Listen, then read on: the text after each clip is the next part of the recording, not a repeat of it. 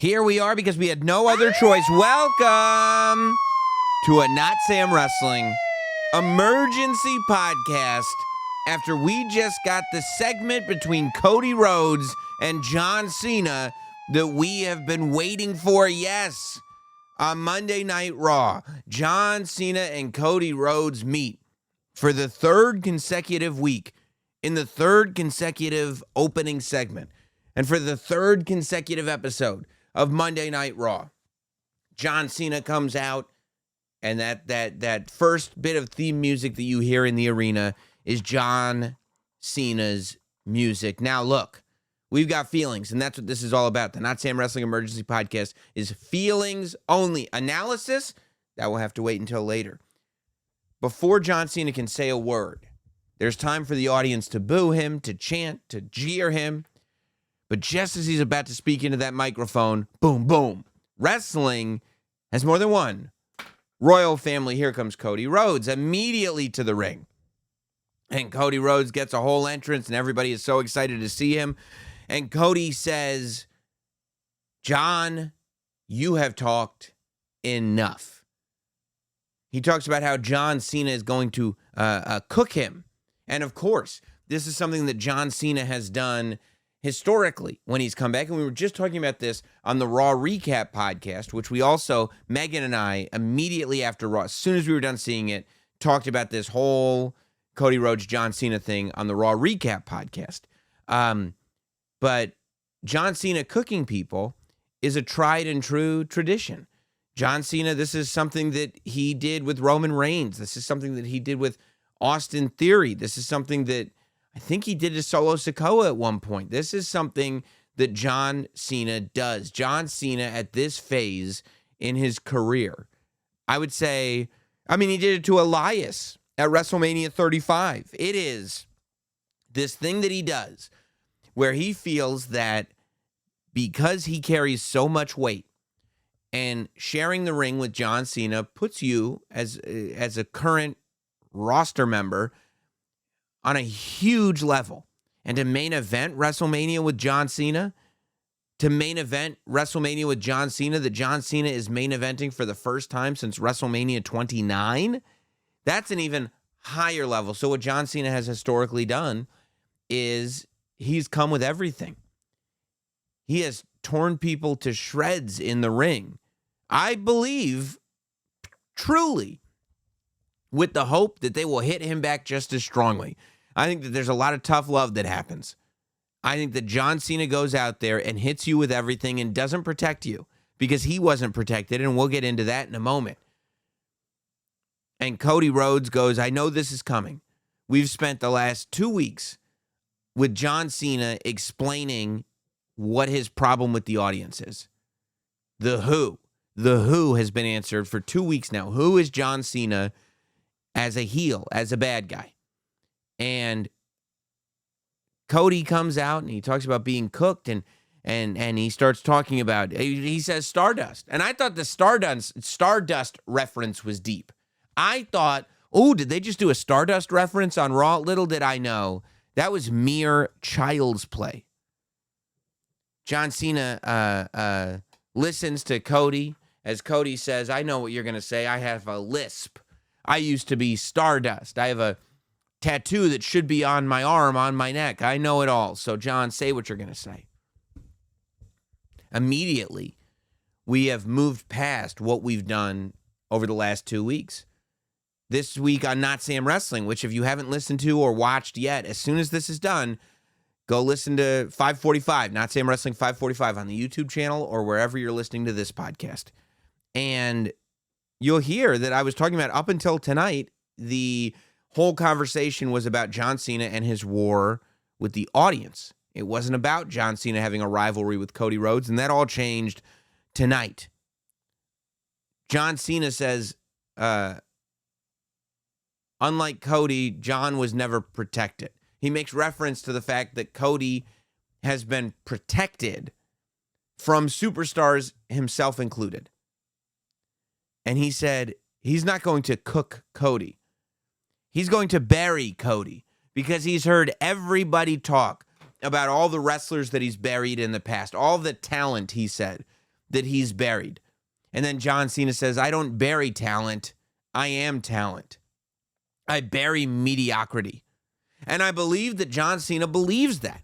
I believe that in real life, John Cena is saying, well, if you were really good, I couldn't bury you. John Cena talks about undeniability and how he believes the only path to greatness is through being undeniable. And if you are undeniable, then John Cena cannot go out there and bury you because that's denying you. And this is the position that John Cena takes. John Cena says that he is so great that the WWE was able to give the heartbeat of that company to his chauffeur. And he talks about Cody as the person that drove him, as the person that John Cena tried to teach everything to, and that clearly Cody is not listening. He talks about Cody being inauthentic. He says, here's the why. We got the who over the last 2 weeks. He said, here's the why. Because Cody stole John's whole playbook. Cody stole the blueprint for being a top guy from John Cena, yet Cody is still underwhelming. He says every lesson that he taught to Cody Rhodes about being authentic, he said, you must be authentic because otherwise they will see through you. And he said, clearly, Cody still has not driven that into his head. He said, Cody doesn't act like John Cena, but Cody doesn't act like Cody either. He said he doesn't know who this Cody is. He said Cody Rhodes is this character that he's presenting to the audience is too perfect. A generic mix of superstars and television shows that he's watched in the past that makes him come across like a 16-year-old taking acting lessons because he's afraid to speak publicly. And I mean, that cuts deep. That cuts deep because you see, I mean, who are the references that get made in comparison with Cody? Homelander. Who are the references? Dusty Rhodes, Ric Flair. Who are the references? Even John Cena. You see it all the tributes, all the everything. He says, Cody Rhodes is a sociopathic Nepo baby with his wrestling gimmick tattooed to his neck. At that point, I go, how do you even come back from it? His wrestling gimmick tattooed to his neck. He said, it doesn't matter where the tattoo is. It's what the tattoo is of. It's your wrestling gimmick. It proves that you're a fan. And it proves that you're a fan just like all these people here, which, by the way, this is the art of the wrestling promo. That John Cena lays out this case, completely dismantling Cody Rhodes, and then says Cody Rhodes' biggest flaw is that he's not a real champion. He's a fan, just like the people in the audience. What do wrestling fans dream of being? The WWE champion. John Cena in that moment is opening the door for fans to side with Cody because he's one of them. John Cena is portraying himself as above being a fan. He said Cody's problem is he's not above being a fan like he is, that Cody is just a fan. But by saying that, he's completely setting up the whole picture. It's our guy versus Hollywood's guy versus the machine's guy versus the guy who thinks he's better than us versus the quote-unquote champion, the unattainable champion versus the everyman. How do you show up wearing a bronze pinstriped suit and still figure out that you're the everyman? That's what people said when John Cena was turned heel. They said he should wear suits. Yet he's in the ring wearing jorts, a t-shirt, and a baseball cap. Cody Rhodes is wearing a pinstriped suit with a tie clip. And by barely doing anything, both John Cena and Cody Rhodes have painted the picture that Cody Rhodes is us. And John Cena is the man. And we want to beat the man. We always want to beat the man. He said, Cody's best bet is to go to Fanatics after the show and buy himself a toy belt because John Cena is retiring as the last true WWE champion. Cody Rhodes responds that, yes, he was chosen, but he was chosen by the fans, not by a guy in the office who we don't talk about. Let's go there. And I went, Stardust was the reference I was worried about? Stardust? Guy in the office, we're talking about that now? Okay, let's talk about that then. Now we're talking about the guy in the office. I go, okay, and I'm Big E eating popcorn in the front row now. Now I'm eating popcorn. He said, John Cena is a company creation, and then accuses John Cena of having, where is it? He accuses John Cena of having more in his promo than he does in his shorts. He said, John, he said, what John did was leave behind and create disenfranchised fans. He says what John did is he made it easy for somebody like Cody to go and create an alternative. I mean, he is crediting John Cena for the era that WWE was in that forced a need for AEW to exist. That is what, without saying initials, that is part of the nucleus of this WrestleMania rivalry. That's how much the real-life storyline blur has happened. And then he tells John Cena, you didn't clean your bedroom before you left. Don't act like you left WWE better than you found it. He's saying John Cena found the WWE at the very beginning of the Ruthless Aggression era. And by the end, it was the tail end of the PG era. And he's saying, John, I had to save what you did. He said, John, don't get me wrong. You're still my hero, but you're also a piece of And I'm going, here we go. Here we go. But except he didn't have a beep on his thing. They just let it fly because it's Netflix. John said, Cody, I was never protected from a superstar or an audience. And that is going back to every time John Cena was put in front of an audience chanting, John Cena sucks. Every time John Cena was put in front of an audience that everyone knew was going to boo him, they just kept parading him out there and kept parading him out there. When John Cena was fighting CM Punk, nobody was going to cheer for John Cena. I mean, when Suplex City happened, everybody cheered for Brock Lesnar. And the worst of it all was this all comes from the build-up to WrestleMania 28.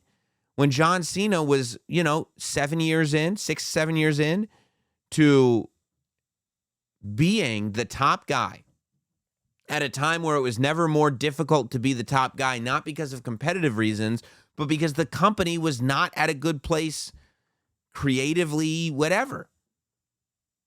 At the height of that, of John Cena trying to prove himself as the top guy, in comes The Rock to spend a year dragging John Cena through the mud.